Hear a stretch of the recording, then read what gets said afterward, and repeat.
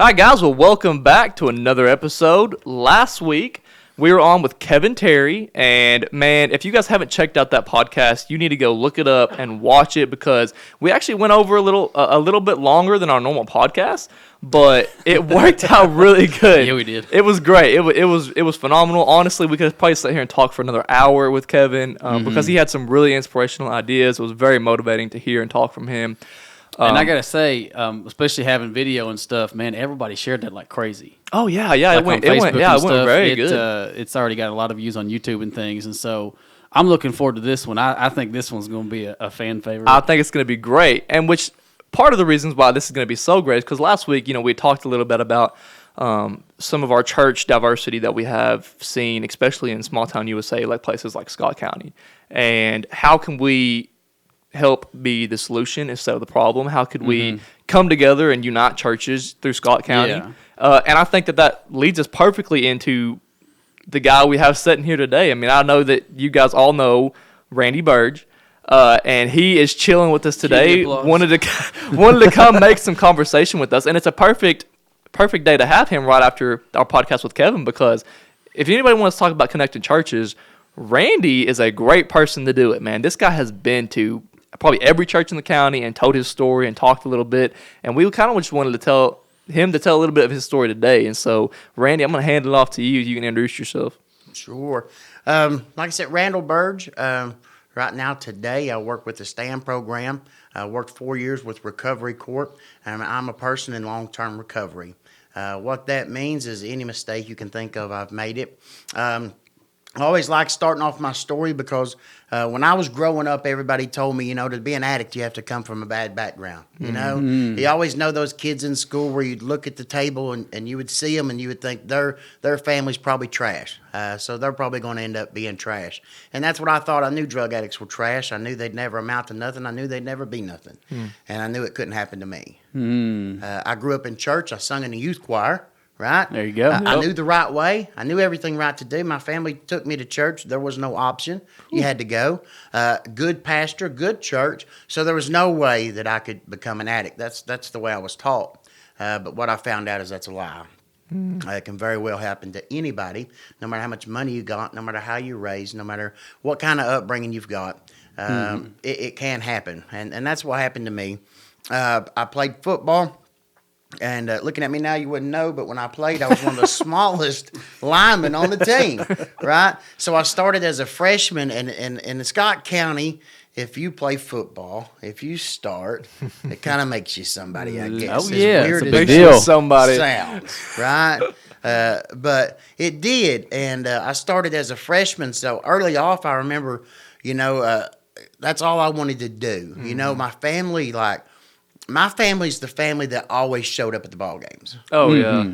Away, home, cold, raining.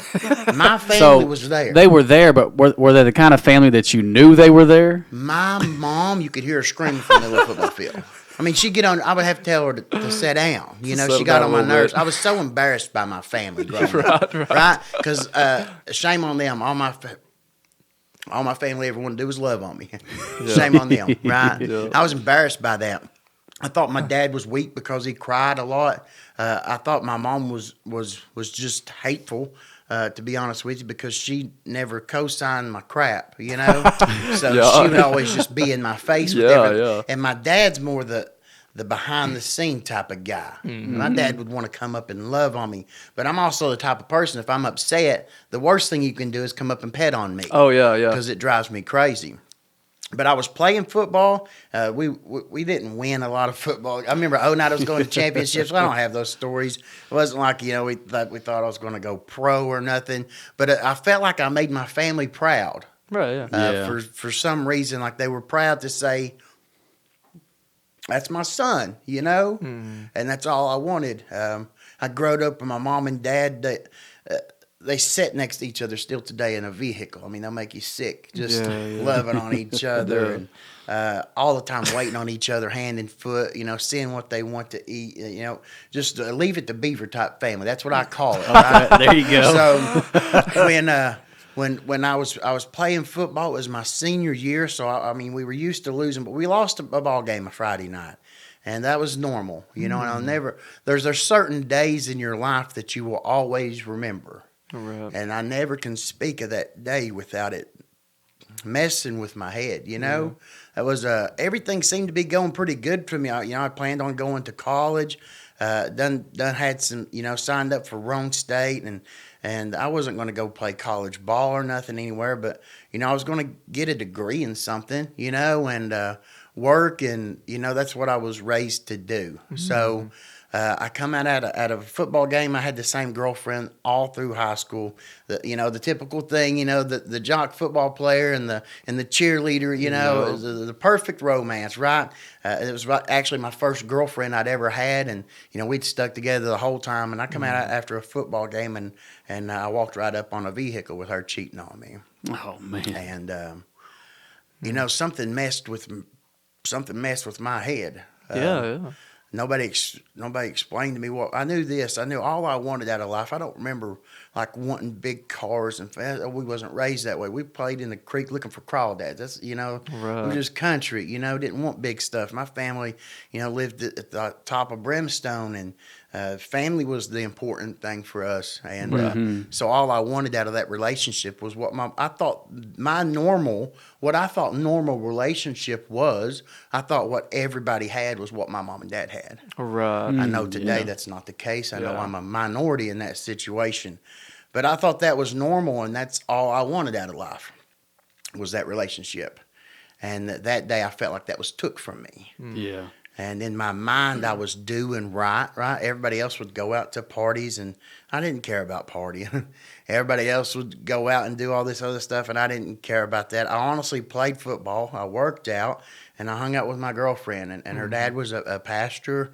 And I remember just thinking, like, how could a pastor's daughter do that? There can't be nothing to this God. Right. That's what I thought. Kids.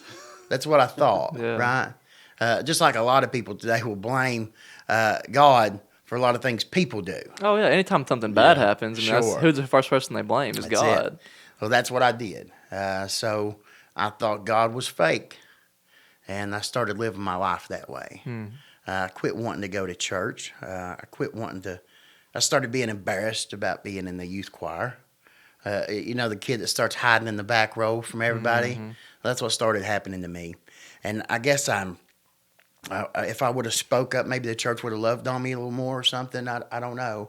But I felt myself distancing myself from the good people. I grew up with, I was working with the volunteer fire department. I wasn't just some random kid that didn't do nothing. I was helping the community. We would go out on fire calls. We was on the search and rescue team, and they would let me leave school to go to these fires like I was a good kid. Yeah, we still have several of those at Sky High even now. Sure. Where I teach, and it's kind of funny. You hear the walkie talkies and stuff going off. Yeah, during class, and they're like, "Oh, I gotta go. Time to go." And I guess that was my first rush, was the volunteer fire department. Right. Yeah. Mm-hmm. But also, what comes with that is when you go in and see certain things, you have to deal with that. Yeah, absolutely. And if you don't deal with it right, it will come back. Kind of numbs you. Sure. And so, like I was a good kid, and I knew addiction couldn't touch me. And but when I found that girl cheating on me, I become real violent, and I wasn't raised violent. My dad has fake whipped me most of my life. Wouldn't even really whip me. I mean, he would tell me act like this hurts to please my mom, So I wasn't raised in a violent family, so then after that, it's like everything just changed. I didn't want to go home and talk to my mom and dad anymore. I didn't want to talk to people about my problems. All anybody wanted to do is talk about that situation. Right. And I was tired of talking about it. So I started hanging out with people who didn't want to talk about it, and people who didn't play football. And come to find out, it was the people that were doing other things. They had no extracurricular activities. They wasn't in those Scholars Bowl. They wasn't going and playing anywhere. They wasn't working on their career. They were just hanging out. But I remember the guy that I probably drank a little bit here and there. I mean, I would go to parties like starting off, And I wouldn't even drink. And I remember, like, one night we were up at the mountain. We left and we painted arrows on the road on the way to the party, right? Which is dumb, because I wonder how the cops found out where we were at, right? But we wanted everybody to know, come here, we're here. Yeah. But I remember this night we were at the campfire and everybody was having a good, and I couldn't figure out why these people like doing that. Mm. You watch them acting a fool, and I thought, what's the point of all this, right? I was just learning. And I remember watching my mom and dad walk in front of me through the campfire. Like, I was on one side, and I watched them walk through the party. And they were asking people if they had seen Randy, because Randy always come home. Mm-hmm. Randy always talked to Mom and Dad. Mom and Dad always knew where Randy was at. Yeah. But this is where they started not knowing where Randy was, not knowing what Randy was doing. And I remember my friends loading me up, and they took me out the back door, and I was sitting at the house when Mom and Dad got there, and they asked me where I'd been, and I guess that's when I know plainly, without a doubt in my mind, that's when I started lying with no problem, because I didn't want them to know where I was at. I didn't want them to know who I was hanging out with. And I remember looking at my dad and lying to him. And like I said, my dad's not a violent man, and when you lie to somebody you know only loves you, it's a lot like lying to God, knowing that He only loves us and He only wants best. And He already knew. My daddy already knew. But I wanted to lie to him anyway. It made me feel better, which is what we do a lot of times. So after that, I started dabbling in other stuff, and people say, well, there's nothing wrong with pot, and I tried to make that argument for a long time. Even had my mom buy a bag of pot for me one time, because I could be fighting mad and I could smoke a little weed and I would calm down, and I thought, I have to have this to function now. But what I hadn't learned is how to deal with my problems like normal people do. I started finding the easy way out. I can say an addict is a coward, because we take the easy way. We run. And that's what I started doing. And I know this. It wasn't like I smoked a joint and it made me want to do heroin, but it did introduce me to those people. Right. Okay. And I think if I never would have smoked a joint, if I never would have been buying pot, I remember being in Kentucky at a place everybody knows. He's probably still in business today. And I was there to buy pot, and that's when they started selling Oxycontins. And he said, hey, you want one of these? And he told me how much they were, and I thought, that's crazy. Who could spend that kind of money, right? And I left out, and I thought, and watching these people just throw thousands of dollars down. And I remember going home. But I was out one night, and one of my friends, he had a nice vehicle. He always had people around him. When I changed from the fire department crew and the good church crew that I was hanging out with to a new crowd, I felt myself alone a lot. And I didn't want to be alone. Yeah. And so with this crew, he always had people around him. And he had a nice vehicle. And at this time, he was the first guy my age that was like living in his own place. So I thought that was real. I thought this dude's got it figured out. He got figured out. Yeah. Because there was always something going on at his house. Right, yeah. And that was my best friend all the way through school. So I knew he'd never lie to me.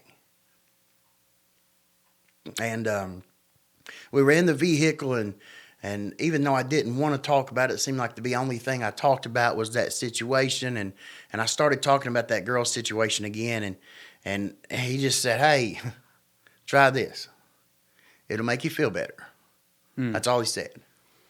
I wish I would have had the rest of the story. I wish I could have fast forward 12 years and seen everything that would have happened, because the answer was no way then.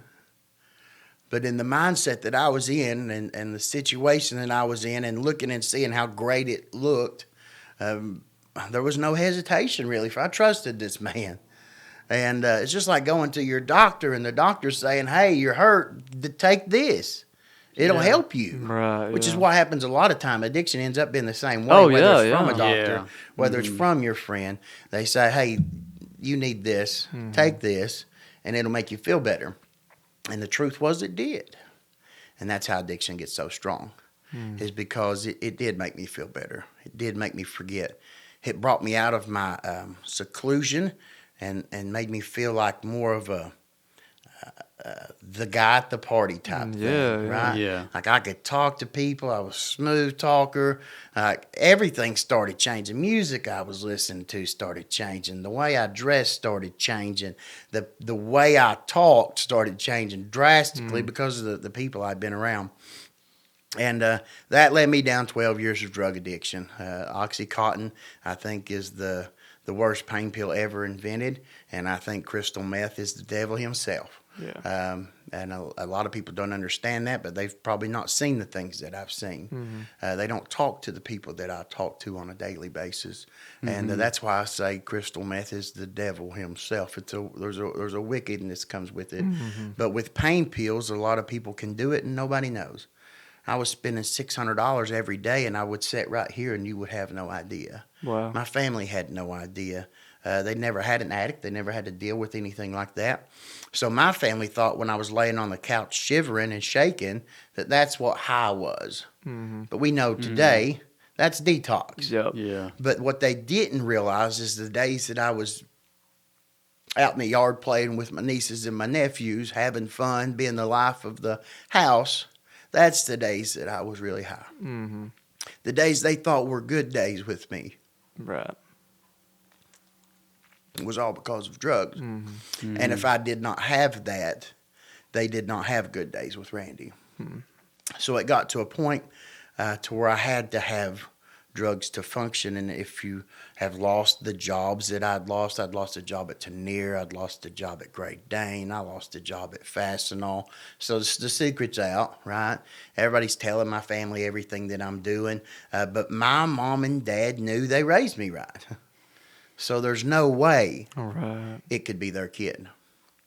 It might be everybody else's kid. My family liked to think it was everybody else's fault. And a lot of families still do that today. It's easier for my family to blame you for my kid's problem. And people don't understand why that is, but the reason is once they realize that it is their kid and he is the problem, then they have to do something about that. Right. It's easy for me to tell you to kick your kid out of the house. It's so easy to look at somebody else's situation because your emotions aren't tied up in it. But it's hard to kick your own kid. Yeah. Now, my mom and dad did that, saved my life, best thing they could ever have done. But to say I could do that to my daughter, I do not know. Even knowing it's the best thing to do. Yeah. Even knowing that that's what saved my life. You have to go through so much junk to get to a point to where you tell your kid, you can't come here no more. And I guess that's really why it bothers me so much is to realize what I put my family through. Right. I tell everybody addiction's 10 times harder on the family than it is on the addict. Don't feel sorry for the addict, right? Now, listen, they're in a bad spot, right?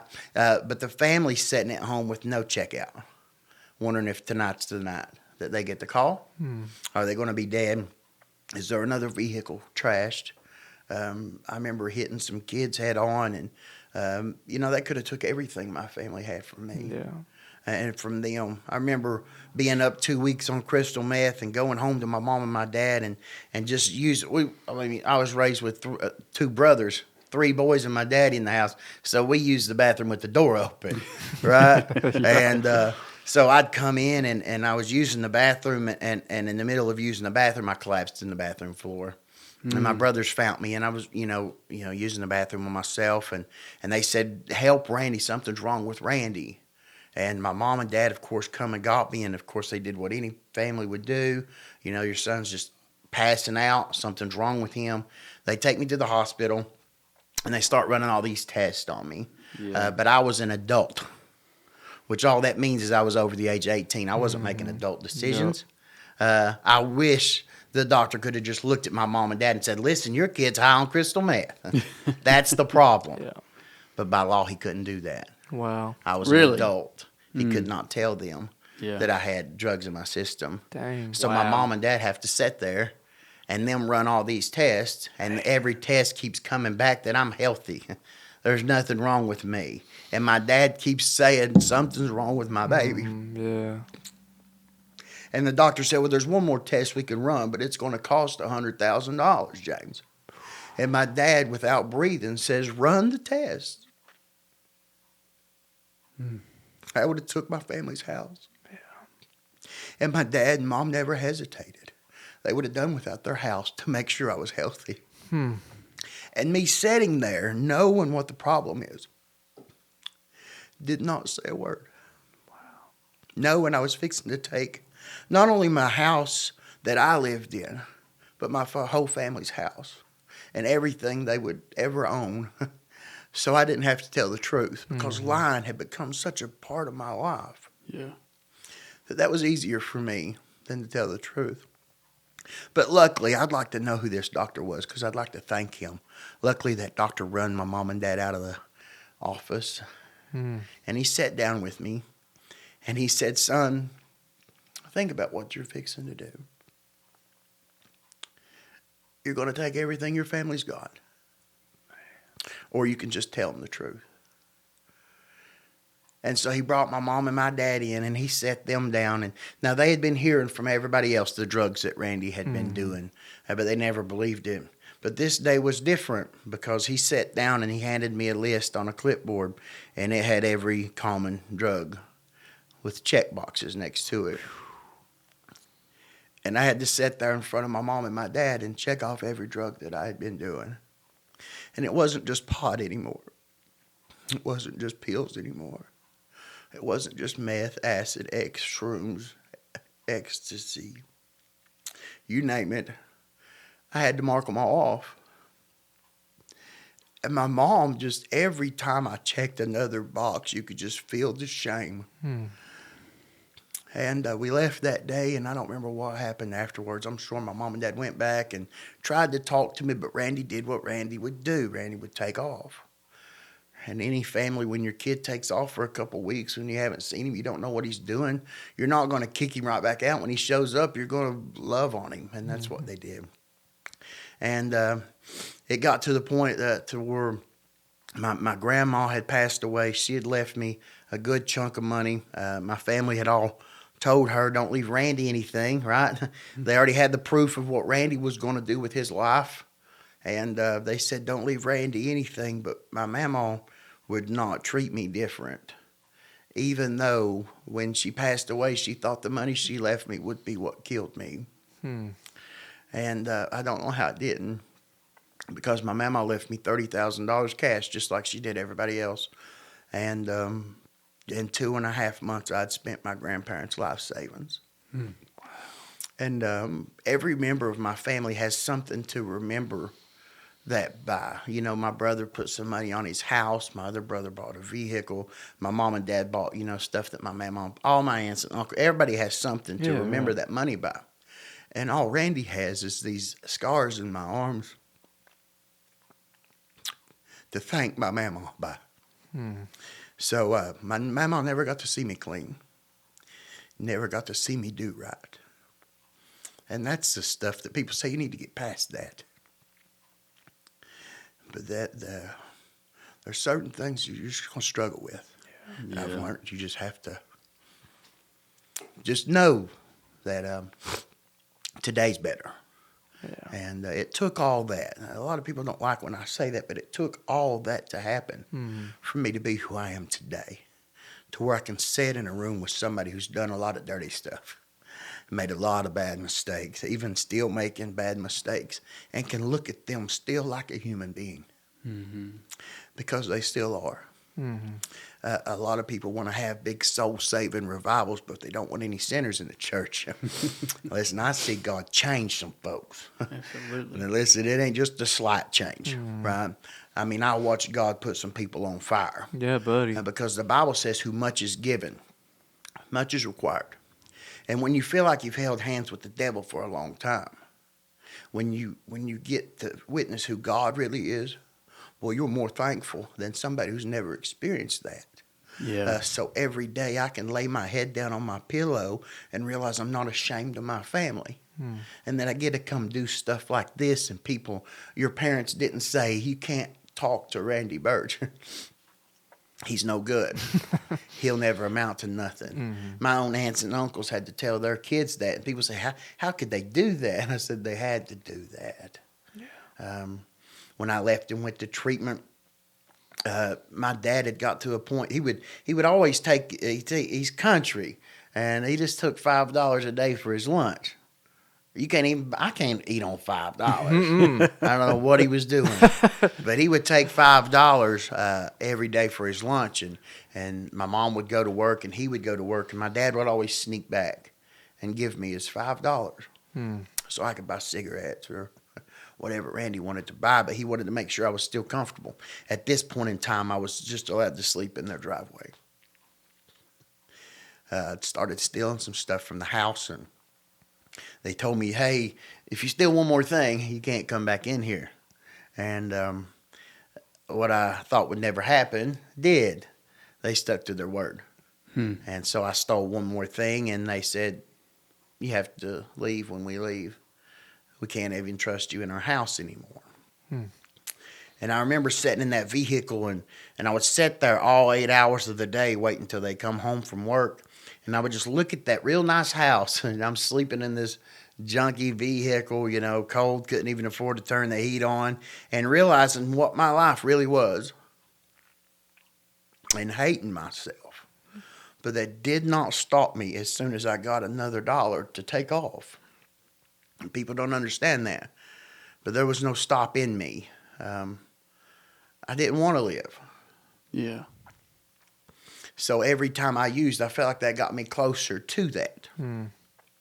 So I remember one day my dad come home and he gave me the $5, and they were not a rich family, right? So that night they got on Facebook and noticed I was in Myrtle Beach, and my dad called me, and of course I was over there shooting heroin with some of my friends. I took $5 and bought 2 boxes of Sudafed and had a guy cook some dope, and we sold some dope and got some gas money, and next thing you know, we're at Myrtle Beach. Man. And my dad said, I can't even trust you with $5. I mean, how low is it where your dad realizes he can't trust you with anything, not just a little bit of something, but absolutely anything he can never trust you with again.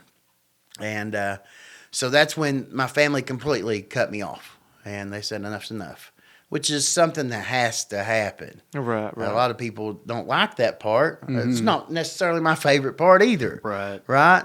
I don't know that I could do that part, but I've not had to do that part yet. I get the good part. And the good part in my story was Miss Teresa Braden. And I always speak of Teresa, and I tell everybody, and I want everybody to know till the end of my days, even if Miss Teresa called right now and said, Randy, I need you. Sorry, fellas, I'm gone. Because this lady, for no reason that I can think of, stuck it out for me. She would talk to churches and say, pray for Randy, call Randy. And people wouldn't even call me on the phone.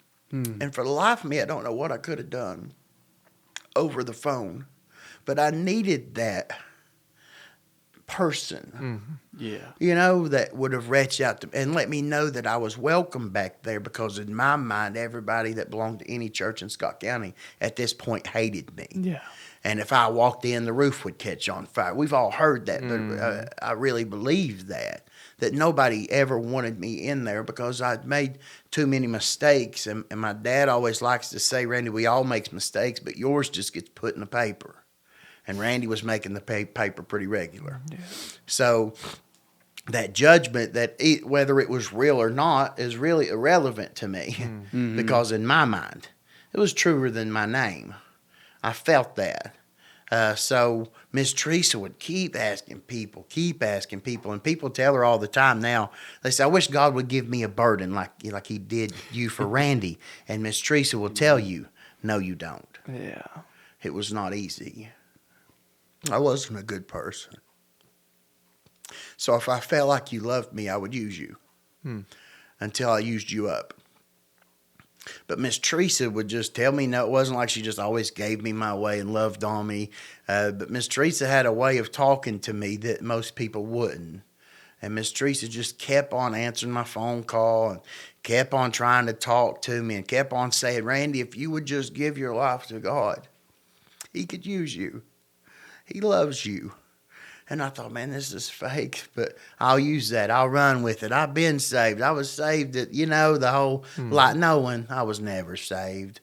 I had made a profession of faith, but I knew at the time I did it, it was nothing. Yeah. But I got used to telling people I was saved so they would leave me alone. Right. So It's easy around here to know the right things to say. yeah, just it's over with. I know if I say yes, then people are going Back to move off. on. Yeah. Right? We don't need to worry about you anymore. Right? So that's how I got by so long. But I remember one day I was trying to bum money at this point in my addiction. I was spending $600 a day. I was doing 10 Percocet 30s and 10 Dilaudid K8s every day. That's $600 every day just to function. Nowadays, that's probably $1,000 is what they're charging. It's crazy out there now. And you think, how could you come up with that much money? Well, I've already told you, stealing, running through my family's life savings, and bumming from people. You did not want to run into me, right? And but Miss Teresa just kept answering the phone for me, and I called her one day, and I was trying to bum money from her, and I said my truck engine had blowed up. Listen, I couldn't just say I needed $20. Right. If you would have gave me $20, I'd probably been upset with you, because that's not enough to feed what I've got going on. And she didn't give me the money. I said, my truck engine's blowed up. And she said, Randy, that's what you told me yesterday. You see, that line just come off my tongue so easy. Man, yeah. And when you're lying, you got to remember who you told what lie to. That's why I think it's beautiful today just to tell the truth. I know there's a lot of people like, man, I can't believe that guy tells all that stuff he's done. But it's easier for me. Yeah. Because once I start down that path of lying, I know what Randy does. Randy goes all the way, and then nothing makes sense to me Once anymore. you put something in the light, it loses its hold on you. Sure. So then Miss Teresa said, Randy, you need help. That's why a lot of people today tell me they want to help somebody. They just don't know how to help. They don't know what to do. But listen, how simple is you need help? We can all say that. Oh, yeah. You can say that and mean that. Yeah. It's not hard, right? She didn't have to go. I thought people had to go through what I'd been through before they could help me.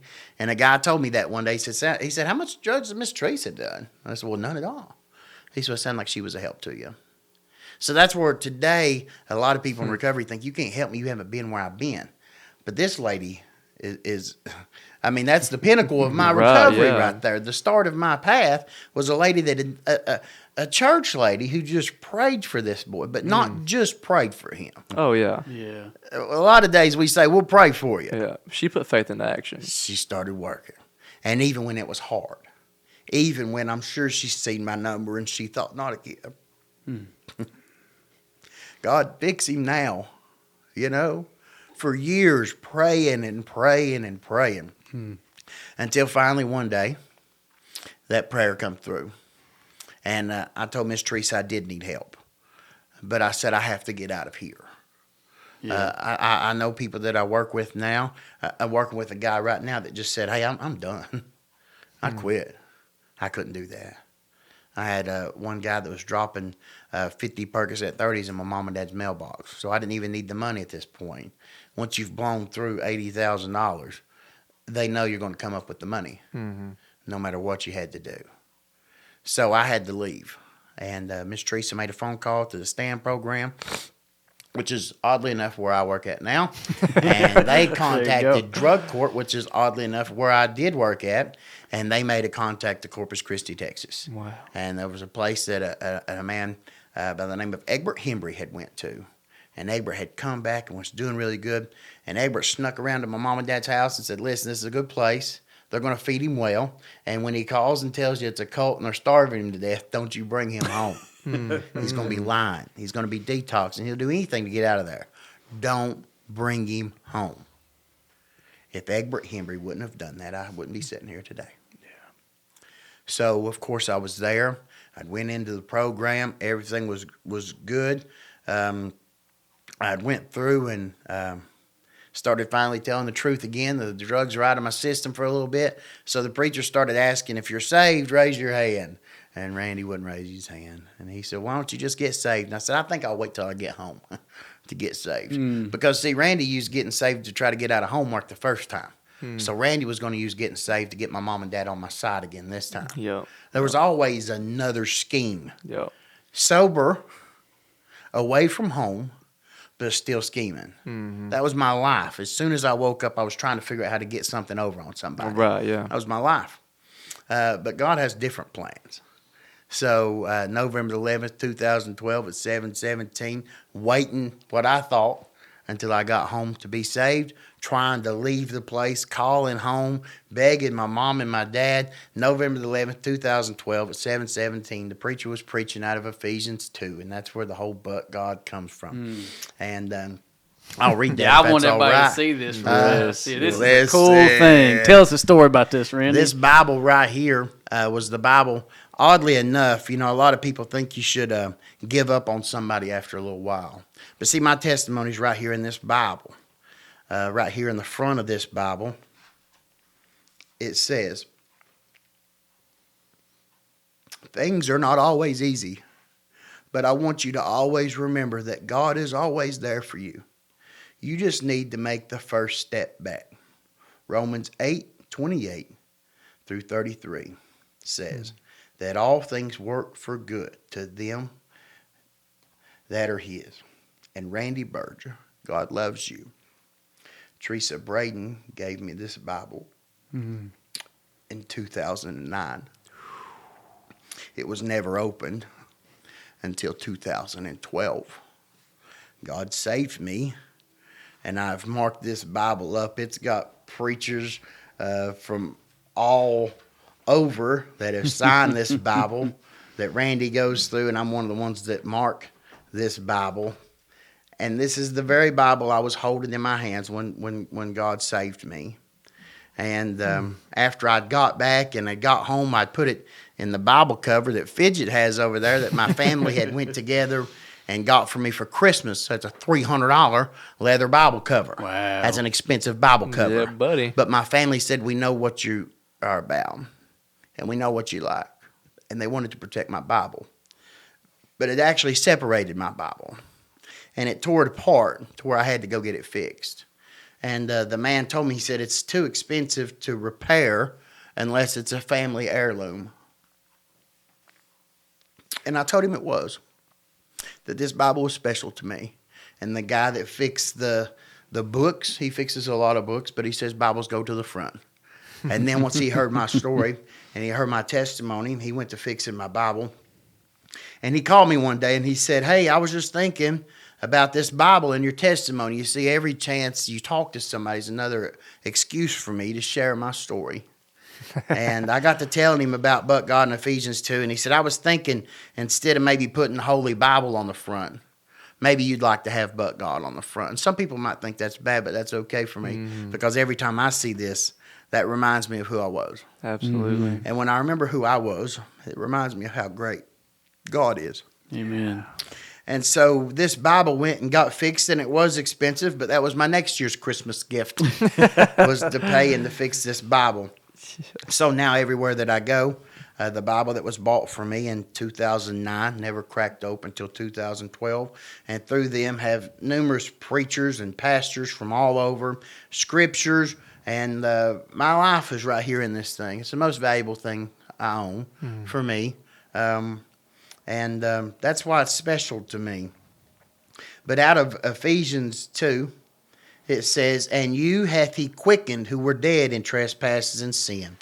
Wherein in times past you walked according to the course of this world, according to the prince, the power of the air, the spirit that now worketh in the children of disobedience, among whom also we all, not just the drug addict, not just the loser, not just the trash, among whom also we all had our conversation in times past, in the lust of our flesh, fulfilling the desires of the flesh and of the mind, and were by nature the children of wrath, even as others. And I remember sitting in that pew and thinking, man, I'm not here because I'm a drug addict. I'm not in this situation because I've done a lot of bad things. I'm here because I was born this way. I was born a sinner, just like everybody else. I'm not an outcast. This right here lumped everybody in the same category for me, and I hadn't been in a category with the normal people in a long time. But this told me we were all the same way. Yeah. So that started connecting me back to something. And verse 4 says, but God, who is rich in mercy, for his great love wherewith he loved us, just because we're doing right is not what verse 5 says. It says, even when we were dead in sin, has quickened us together with Christ. By grace you are saved. And that's what was so special to me. The preacher said in Texas, he said, you look like a freight train, Randy. He said, you look like you was mad. And I said, I was mad. Everything I'd lied and told myself for 12 years. I realized at that moment was a lie. That God was real. And God wanted to help me. And God was there for me. And I kept running. And I thought, man, if I would have just submitted a long time ago, would that have saved my family a lot of heartache? And I was mad, but it didn't stop me. Because I got up and I made that step, and I think God saved me before I even got to where that altar was. Because in the men's home that I was in, the men sat on this side and the women were on this side. So don't ask me why, but I ended up on the side that the women are supposed to go to. And I never got in trouble. I'm glad the pastor didn't get on to me. But he come down and prayed with me, and he said, Randy, you've been raised in church your whole life. I know you know what to do. And I said, preacher, I don't. Just because they're raised there and sing there, somebody's got to take the time out to explain this stuff. Yes. Yeah. I'd sat in the pew. I'd been to the events, but nobody'd set me down and explained to me what was happening to me right then. Honestly, I thought after I got saved, I'd never make another mistake. I thought life was good from then on. Truth. And I might have made it 2 days. And that's probably because I didn't talk to many people. I'm sure I did mistakes then, just didn't realize it. But 2 days later, I remember, something, a thought had hit my head, and I went and talked to the pastor, and he set me down. And that's when, that's why I think that program was so vital for me, is because I was living with people who could disciple me. Yes. We call it a rehab, but it's actually a Christian character building program. We're getting devotion, we're getting Bible, and you live with the pastor, you live with the deacons, you live with men of like faith in the same area, so you get to work that stuff out. We started memorizing scripture, and man, that stuff's still stuck in my head. And I was being taught. I spent 12 years not knowing anything about it. But listen, I was put through the advanced program real quick. And what I found out is I liked that. Yeah. I liked knowing more about this and about him and about how a man could love me even more than my daddy loved me. Which I thought, I still call my dad the greatest man in the world because he's a great example for me. But that's why today I know that that's not the norm for all the people that I deal with. I had a man message me not too long back, and he said, Randy, have you ever thought about where you would be if you didn't have the support system like you've got? I've been blessed. I've got a lot of family that supports me now, and that encourages me now. And I said, I have thought of that. And that's why we're trying to create that here for everybody. Because I believe God can do that. Now, he don't do it in Randy's time. Now, if he'd have done it in Randy's time, it would already been done. It would already run its time and shut down. Because Randy likes to go a little hard at stuff. And God's way is perfect, not Randy's. And God's been laying some foundation and some leg work and stuff. Since I've been back, we've got these rubber bracelets that we give out everywhere. I mean, we're well over 30. You can see these everywhere. Well over 30,000 of them things. And, we give out lanyards. We give out T-shirts. Anything that we can do to get that conversation started. Recently, and oddly enough, we looked at some of the statistics for our podcast. We actually get listeners from all over the U.S. and even some foreign countries. So tell us about, for the folks who aren't from here who haven't seen them yet, tell us about these But God signs that are going up everywhere. Wow. That's one of those things people ask me how it started, and I say, I have no idea, man. Because God can do that stuff. You can be right there. You can be the hands and not even know what he's doing. Know it, So we were doing the 4th of July parade, and my big thing is I want to get the community together. I want to get the churches together, not so they'll all be exactly the same, but so they can sit in a room with each other. That's what we talked about in our last episode with Pastor Kevin Terry was that, hey, we need this diversity among churches, but not division. Sure. Be different, but work together. That's it. It's pretty simple. right? Oh yeah. It should be. I'm not a smart man, but it sounds simple to me. It sounds pretty simple to us. So, we wanted to get the community together, and God had been doing the groundwork with the bracelets, with the shirts and stuff like that. So we went on where everybody gets their news today. We went on Facebook. There you go. And we said, hey, listen, if we can get listen, I know, hopefully you can see this big, beautiful beard, but it was longer than And this. if you're just listening, Right. it's a good beard. It's the best there is, okay? So it's a beautiful, beautiful beard. And I said, if we can get 300 people to show up and walk together in between. Now, they're going to have to be in the same area. If they'll walk together, then I'll let them shave my beard.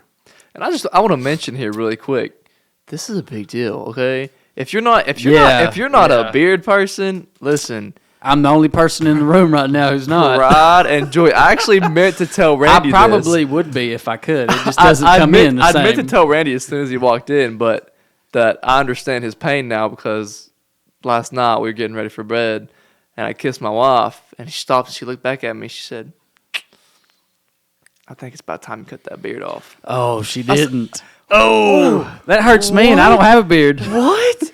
I thought you liked the beard. She said, I do, but I just don't like kissing on it. See, I don't have a beard, but so I have long hair. I meant to tell you, I'm in trouble, Randy, because it looks like I'm going to have to cut off some of my pride and glory. Man, I don't know about that. I don't know about that. But you know about that all too well. Hey, it's a lot of work. It's a lot of effort put in it, and it kind of becomes a part of you. It's a good conversation piece for me when I'm talking to a lot of people. But there you go. Anything to start a conversation. Right. A lot of people think I ride Harleys, for the way I look, and I'm like, I've never rode a bike in my life, But with the parade, we said we were going to get these people, and my bosses started coming together. They let us buy some banners, and we were buying just banners that just said "But God." Mm-hmm. And my dad was going to, of course, pull one of the trailers. And his trailer has a big gate on the back. And he said, Randy, that's too big just for But God. He said, I want to fill that whole gate up. And he said, what do you want to put on it? And we were just sitting there in his living room talking. And I remember him telling me, we all have problems. Yours just gets put in the paper. And I said, Dad, everybody's got a problem that no one can fix but God. No matter what it looks like. I've still got problems that he's just going to be the one that has to fix it. Yeah. And that's it. So we called the lady at KC Graphics and told her what I wanted done. And after she printed it out, she called me up one day, and she had told me the price of the banner. And she said, Randy, we can't charge you for that. And I said, why? Because we've spent a lot of money, but it was worth it, for this absolutely. thing. Right, yeah. And she said, we just can't charge you for that. She said, here's what I want to do. I want to print that banner for you. You just pull it around in the parade. Then when you get done, my dad's got some property right up next to the highway. And what I'd like to do is for you to put that sign up there. And then after a few months, you can take it and move it to other places in the community. And I said, sure. I'd love that because I ain't got to pay for the banner. Still get to use the banner. Oh, yeah. We still get to put it up. It was a win-win. There you go. And that's how I know a lot of times God's way because everybody wins, right? She wanted to help. She wanted the whole community to come out. Looking back now, you definitely know it's God's way. Yeah, I mean, it makes no sense no other way. So after the parade, we have 300 people show up. They shave my beard off, and they're coming around and they're, Randy, we want you to be the Grand Marshal, and I said, you need to be at the front of the parade, and I said, I will not, because I don't want. Everybody thinks with as loud as I am that I want the attention, but I don't. I just want everybody to help. That's all I want. And in order to do that, you got to be really loud. And so I've been really loud. Yeah. But when it come to that parade, I said, I want my dad up front. I've been an embarrassment to my dad. And my dad likes to wave at people and make sure people see him. And I said, this is a time I want my dad to have something. I can't afford to give him money. But that was a day for my dad. So my dad pulled around, and we had 340 people show up, and they let my 4-year-old daughter start off by shaving my beard. Did you cry? Oh, yeah, man. I thought I looked so silly, man. And so then after that, we put that sign up, and thinking that we would just move it around every few months, one time. And it was probably a couple months, and a guy by the name of Jeremy West called me. And he said, Randy, I was wondering about how to sponsor one of them banners. Oh. And I said, what are you talking about? He said, well, them signs you're putting up. I said, what are you talking about? He said, how much does it cost for one of them everybody has a problem, no one can fix but God signs? I said, well, they're $100. He said, I want to buy one. I said, what are you going to do with it? He said, put it somewhere. And that's what we did. All And then right. from then, we've got up over 70 banners. Wow. Right now. And the cool thing about that is these banners, not only, me and Carrie was talking about it, we was driving to Knoxville one day, and you go every couple miles, like, we like to play a game with them, like, oh, there's one of Randy's banners. Mm-hmm. Yeah. Oh, there's another, and we'll see, like, who can spot the most banners, because, like, there's that many of them. Yeah. And the cool thing is, like, you see them all the way going to, like, all the way to you get the interstate going to Knoxville. And you've even stated that you have some up in Knoxville, in North Carolina, I think is what you said. I mean, they're like Knoxville, North Carolina, Illinois now. Got right. I mean, they're getting all over the place. They're everywhere. And because you've had an opportunity to really travel. Oh, yeah. And go to a lot of places and really share your testimony, right? Sure. And that's why, and people say, Randy, what you do is so great. And I think it shouldn't be. Mm-hmm. I mean, really what I do is what we're all called to do. Ooh, that hurts. It's that easy. Yeah, right? buddy. I'm not special.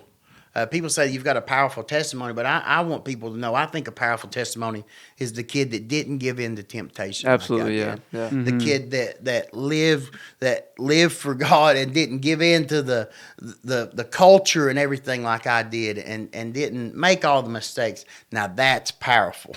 Oh, and that's what I like to tell a lot of people. I mean, I talk about them a lot on the podcast, that I got a little bit of group of guys that that we try to encourage each other and we stay in touch. There's 25, 26 of us in that group, so it's a pretty big group. But one of the things that I always tell them is, like, God has given you a story to share. Mm-hmm. Okay, it doesn't matter. It doesn't matter what it is. It doesn't matter if you're a follow-away Christian, if you're backslidden, it doesn't matter if you've had an addiction problem. It doesn't matter what your story is. God has given you a story. And it can be used to tell and preach to anybody. Mm-hmm. To anybody. Mm-hmm. He has given you a specific story, and you can use that story, no matter what it is. It could be you're the most perfect child that you've ever seen, Yeah. And it can still be a great just story. Like your signs say, everybody has a problem that only God can fix. That's it. It's that simple. And, everybody's got a problem that, in some way or form or fashion, everybody can resonate with. You know what I'm saying? Mm-hmm. And not necessarily even talking about addiction, but specifically talking about addiction, especially if you're not listening to this and you're not from around here, addiction is, do you know the percentages of it off the top of your head of some of the addiction rate in Scott County? They're like off the roof. Yeah, I don't know right off. I don't know. It's like, I don't know either. It's high though. It is like crazy high. But so we're in East Tennessee. Especially people who aren't from around here that happen to hear this. We're from East Tennessee. We're in Appalachia, rural Appalachia, and the amount of addiction it's just been rampant. Especially prescription pain pills and things in our area. There's major pharmaceutical lawsuits in the works over these things. I've got a statistic. I've went in every county school, middle, high school, and every time I get the kids together, and I have them raise their hand if they know somebody who suffers with addiction. And without fail, every time, every kid raises their hand. That they know somebody. So they're directly affected by addiction. And that's what makes it so important. That's one of the reasons why we thought it was so important that we wanted to have you on, because majority of our listeners are from Scott County, and addiction either is in a family member, it's either you yourself, it's your mom or your dad, it's a close family member, a cousin, it's somebody that that affects you personally. I could almost guarantee you, like you'd said, every single person is affected by it in some way, form, or fashion. There's addiction in my family. There's addiction in my wife's family. Mm-hmm. There's addiction in your family. Yep. And obviously your story. It's just, it runs rampant. Our brother-in-law. It's all over the place. Everybody. Yeah, and so it's like either direct contact family or further relatives. There is in some way it affects you somehow, and so that's why it makes your story so perfect to tell and lead people to Jesus with it, is because and that's the thing is, like, we all can relate, and it was kind of one of those things. I mentioned our brother-in-law, Randy. He's had family members that have had suffered with addiction and stuff, and just being able to talk to other people who have dealt with it, being able to talk to other people who have had family members or close friends or whatever deal with that. I know for me, like I've had family members, and we never really talked about it. You know what I mean? It was kind of like what you were telling with your story. I mean, we didn't talk about it. Yeah. You know, and it didn't get brought up. Nobody really addressed things or whatever. And so it's really liberating to kind of talk about it. And so one thing I did want to ask you while we've got you here, Randy, though, is moving forward, what can we as individuals, but even more so maybe even as churches, what can we do to make a bigger dent in this? What can we do to make ourselves personally, and then, like I said, as a church, more hopeful, more inviting to people who are struggling with addiction, so that they would, you know, hopefully, like you said, you perceived that judgment, even if it wasn't necessarily there for sure. But what can we do to reach out to them? I think you just said it. Reach out, right? So we go out and we let everybody know that we haven't always been perfect. Some people think they are. We haven't always been this way. Yeah. And that's really a good part to start with, is doing what we're all called to do, is to share that story. And when you have somebody, listen, it's not saying every time they call and ask for money, give them money. I actually highly advise not to do that, right? Right. But here's the main thing. Open the door. Yeah. I mean, it's that simple. Open the door when they do show up. If they do show up, we go out, we invite. We know that goes so far, right? But most of the time, your testimony is they're going to watch it when you don't know they are, like when you're at the gas station, when you're at the restaurant. I seen a waitress the other day said the most hateful crowd is the after Sunday church crowd that comes through the restaurant, and I think there is no way that should be true. Yeah, right. There's and we no like way. to think, oh, that's not us here where we live. That's not our church crowds. Yeah. But then you talk to them. So and I they're think like, if we realize people are always watching, right, Yeah. and that there's always something we can do. There's a lot of churches that say, Randy, what can we do? And I think that's one of the things. If we come together and we sit and we have that talk, which is, I think is, I have this dream about a place called the front porch, because I think that's what's wrong with us, is nobody sits on that front porch and has that talk anymore. Yeah. You know, family used to sit out there. I mean, we're real country, so they used to sit on the porch and break beans all day. I hated breaking beans, man. Yeah. You're talking about I remember good doing that with my flour. grandparents. corn. Yep. Yeah, man, I hated that stuff. But while you're sitting there doing that, you're talking. Yep. And you're building that. Everybody's scared to talk now. If you don't agree 100%, Or if you're then sitting you there think you doing have to nothing, hate you got to each have other. the fly swatter at least doing something. Or the you're phone. hitting flies. We think we're so connected with this phone, and we're not. We're so disconnected, it's not funny. Yeah. We're so disconnected to where if you've got a spare minute, and if you're in a doctor's office and you've got a couple minutes, instead of making a conversation, You don't look at with people. somebody, You don't make eye contact anymore. you're going to get down in that phone. Yeah. So you're stuck. And that's why we think the opposite of addiction is not sobriety. It's connection. That's good. They did a That's good. study. It was called Rat Park Study, right? It was way back when, and they put these rats in a cage, and one bottle had just water, and the other one had water mixed with cocaine or heroin. And without fail, 100% of the time, the rats went to the heroin and the cocaine and overdosed and died, right? Right. But later on, a guy did another study, and he said, look, they have nothing else to do. So what if we make it like a rat park and put like different color balls in there for them and have like more rats to hang out with, Yeah. and no rat overdosed. Wow. No Really? rat went to the video, you'll find it when you Google it. And they got, are we just like rats? No, we're not. But there's something there. Right. And we think if people can believe that they can be connected to the church, well, then they might just be connected to the church. And once they find that connection, I think there's something to them feeling like somebody again. Oh, yeah. And once, oh, yeah. I know when I was in Texas, they set a desk up, and we didn't have internet. It wasn't allowed to have cell phones. Like, this is that type of place, right? So, but they set a computer up for me. And I tell everybody, I don't even know if it was plugged in because there was nothing to do, Yeah. But they wanted me to look legit while I was helping them in. Mm-hmm. And it worked. Wow. I felt like somebody. Yeah. I felt like I was providing the service Yeah, that people yeah. needed. Mhm, yeah. And that's exactly what my boss does now. Trent tells me, he said, Randy, you're the professional.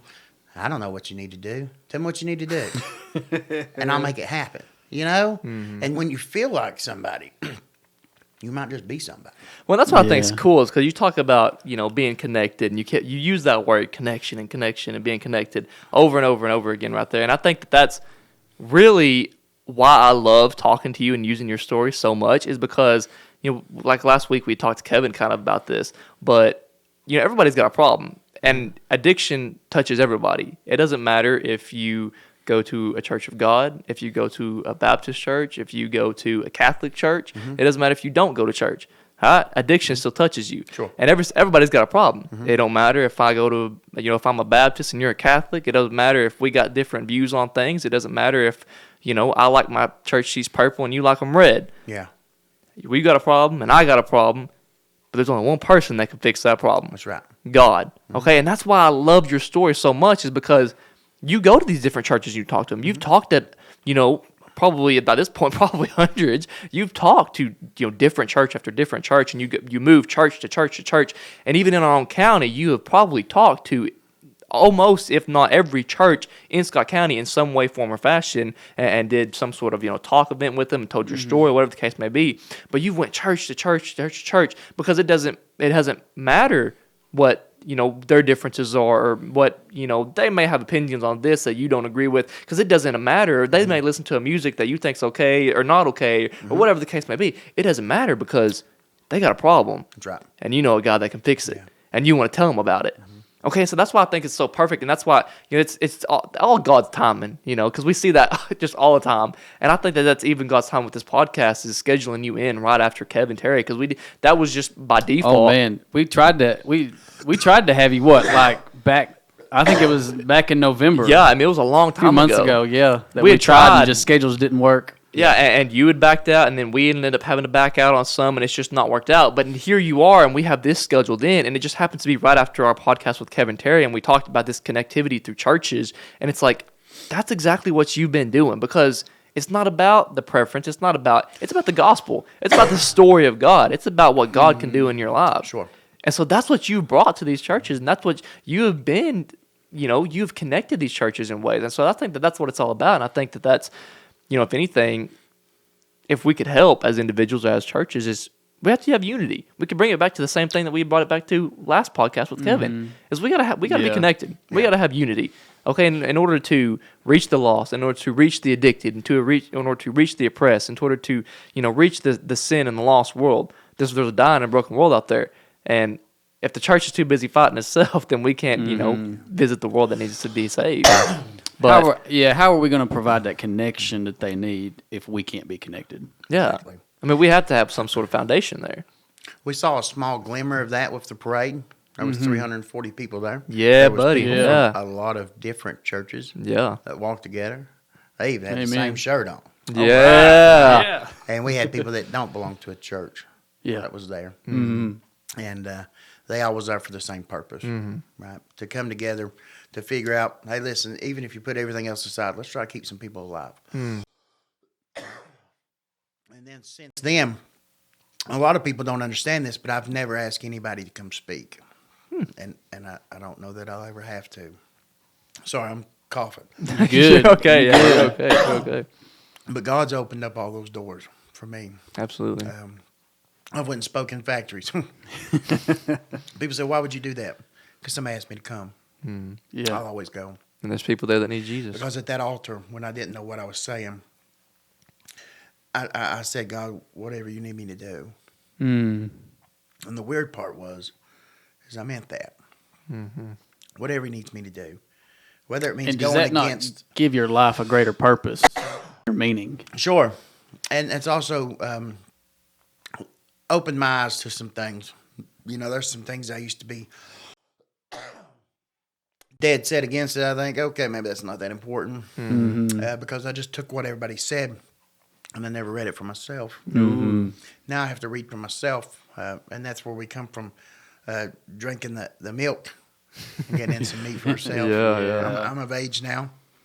I've been in enough churches, been in enough services. I like singing, but I love preaching. And I've heard a lot of preaching, a lot more than a lot of people, I guess.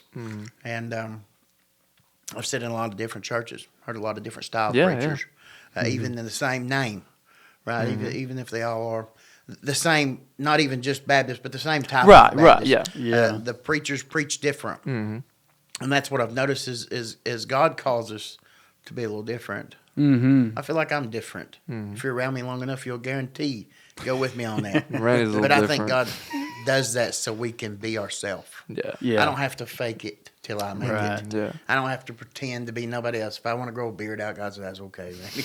Grow it out, right? If I want to laugh and cut up, right? Yeah. Here's what I've noticed. There's people I might be able to reach that you can't. Yeah. Yeah. But there's Yes. people you can reach that I can't. Yeah. So that's why I say together we can make a difference. Absolutely. Now, if we've Amen. just got one person out here, you know, it might not make that big of an impact. But if you have 300 of those people, that might make a bigger impact. But if you have 3,000 of those people, Mm-hmm. I'll shave my beard off again. You guys heard it here. 3,000. Oh, 3,000 people. We- how easy would that be? that it should be. 22,000 people in Scott County. Mm-hmm. 70%, I believe Brother Kevin says, is unchurched. And I'd be inclined to believe that statistic. Yeah. Because we say you have to go into all the world and spread the gospel. And everybody says, Randy, they've never heard the gospel. And I say, I see them every day. Well, Randy, Yeah. we need to go out there. You've got these kids hungry. I say, I see them every day. You ain't got to go everywhere else now. Listen, it's made its way back around. It sure has. Nobody take care of everybody else. That's the country thing to do. If I needed some sugar, I'll walk to your house and borrow Oh, some yeah, sugar. you gonna get some now, sugar. if I walk to your house, I best call first, Yeah. you know, to let you know I'm coming. Yes. And I best not bring nobody with me. Yeah. Yeah. Yeah. And if I'm not there when I told you I was going to be there, you're not getting in. That's who we are today. Yeah. Yeah. Yeah. Yeah. But Defensive. used to, you didn't have to make no appointment. You just stopped by. And if you wanted to hang out and talk for a little while, well, that was okay too. And I think that's where the problem's at. We're so busy being against each other that we can't come together. And we're not saying you have to agree 100%. I'm not even saying you have to agree on the big things. No. But listen, some of these smaller Hey, things, it's like we said earlier. We don't even agree with ourselves. I don't agree with myself most of the time. I'm probably going to watch this later and think, what was you saying, Randy? But I think, you know, God has allowed me to do that and to see some things and experience some things. And I think he's got a reason for it. Yeah. I don't know what it is. We Yeah. were having some conversation today about some things that I hope happens, right? But I do know this. Every time the conversation comes up, I always say this. Can we get the churches involved? Yeah. Can we get the churches Yep. involved? Because I don't want to leave the church out. No. No. I know that connection was what I was missing, and now I love my church. Just this past Christmas, I got to be a help to my pastor, and there is no better feeling than a man that's preached 30 years that you thought, listen, he don't want nothing. I'm probably the worst person he's got in his congregation, right? He never probably wants anything. That's the way my mind works. Nobody else's might do that, but that's the way I think. But now when we have revivals, he'll have, you know, people open up, and it's not just the doctors, it's not just the lawyers, and you got little Randy. He gets to stand up and feel like he's a help to his church. And then when I'm out and I see my church, and my church encourages me, and my church says, let's keep going. We want to be a help to you. And then I see these other churches, and I want everybody to see what I see. Yeah. I think it can be done. I think it's working. But the people aren't around like I am, and they don't get to see that it's happening. And after you try something like that for so long, you just get tired. And a lot of people just give up, but I can't. I don't want to. Right. Man, I just think of how many lives. I would love for my daughter not have to worry about this. Yeah. We ain't got much time. She's fixing to be 5 years old. We better get a ball rolling Yeah. and try to help as many people as we can. So maybe she don't have that story to tell. Yeah. And maybe when the day comes that somebody does offer, she knows she can call her pastor. She can call the people at her church that she's loving on, the youth groups, you know, and there's somewhere she can go. And I want her to know she can come to her dad, but we know there's probably other places that she'll try first. Yeah. And that's another thing where I think together, right? Yeah. I tell people we might not be able to change the world, but we can change the world for one person. And through that, I can't tell you how many people we've been able to connect to go into treatment. And God's placed me where he's placed me, I think, to kind of funnel people into faith-based treatment. Happen to be a big fan of it because that's where God changed my life at. It's not something I think people have to do. A lot of people don't like when I say that either. But I've found people find God in the weirdest places. Oh yeah. Oh, yeah. in some of the darkest places. Yeah. Mm-hmm. I've watched people get in the middle of the highway waiting for the next car to run them over and say, God, if you're real, help me now. Well, he's still sober today. He's still going to church today. Man, I know wow. another guy that was a big-time football player, breaking records. That's my buddy Wesley. Records don't mean nothing to him no more. He's a deacon at Emmanuel Baptist Church, though. And I think that's cool that he can be a deacon. Oh, yeah. Yeah. Even with the background that he had? Sure. Yeah, buddy. Because so did Paul. Mm-hmm. Paul had a bad background. Yes, sir. And I think that's where I connect a lot with Paul, because I feel like him. I know that Robert Gibson, he thinks he's the worst. When you hear people like me come around, we all think we're the worst of the worst, man. No matter what they've done, everybody thinks they're the worst. But that helps me to stay grounded. I was having a conversation today, and some people think different, but I said I'd like to have all the pastors in Scott County come together, and I'd love to wash every one of them's feet. And people say, "What's that about?" But I just want to tell them thank you for keeping a door open, for trying. It's hard, especially right now for pastors and for church members and for deacons. But I want a way that we can give back to them. Absolutely, yeah. And I think if we give to them and they give to us together, we'll grow stronger. And we'll watch our churches grow. Yeah. Yeah. And if our churches grow, then we can reach more people. Yeah. Amen. And before long, we've made an impact. And that's really, I guess you could say, our biggest goal with the podcast is obviously we want this podcast to stretch as far as wide and as it possibly can to share the gospel to anybody that's willing to hear it.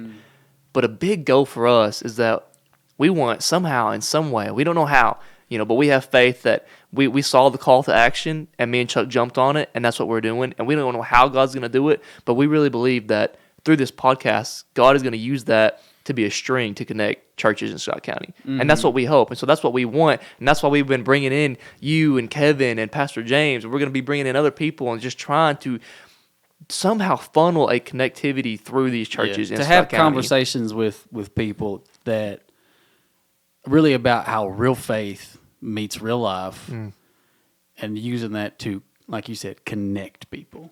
I like that you say that. You see my face lights up because in Texas we had a guy that come through, and he said the same thing after he was in the program for a while. He said, it's real people with real problems who found a real God. Wow. And I thought, man, and it's the same thing. Yeah. That's why when you said that, I thought, okay, God, I see you. Okay, there's We've been something. saying that a lot lately, I feel like. And that I hope it's so I wouldn't just make that up. No, yeah. I can tell you the guy's name. Yeah, you yeah. know? Real people with real problems that found a real God. And that's the same thing. Yeah, it is. And that's what's funny. We because may have to title this episode that. I don't know. Hey, actually, that is a good title. So you've heard it here first. But There you go. anyhow, Randy, listen, thank you so much for coming and sharing your testimony and how God has worked in you. I know that this episode will definitely tug on a lot of heartstrings. I know it has mine. And it is definitely giving me a lot to think about. Yeah. And I hope that if you're listening, that I didn't cry just because we're on camera, though. we had to act like men and suck it back. But Randy got me over here. I was having to fight him back. Yeah, there was a couple times there when I actually was like getting behind the mic a little bit. Yeah. But seriously, Randy, thank you so much, man. We'll need to have you back on again. I love having you on. I love Yeah, for talking sure. to you. I mean, you're always fun to talk to. You have good energy, and it's awesome. But guys, thank you for tuning in and listening. That's all the time we have for today. Be sure to be following along with us. If you guys see us on iTunes, make sure that you guys hit that subscribe button and that like button. If you can, it only takes 2 seconds to give us a rating. If you want to give 1 star, man, that's fine. But try to give us a rating just because, the algorithms are crazy. And And you can find us both actually on our personal Facebook pages. yeah, too. if you got questions, if you got us, topics, if you got anything that you guys give want us to talk ideas. about. Yeah, connect with us. About Message this. us. Our email is crosswalk.faith@gmail.com if you have any questions or topics and things that you guys want to talk about. But thank you guys for joining in. And until next time, this is Crosswalk. Thanks.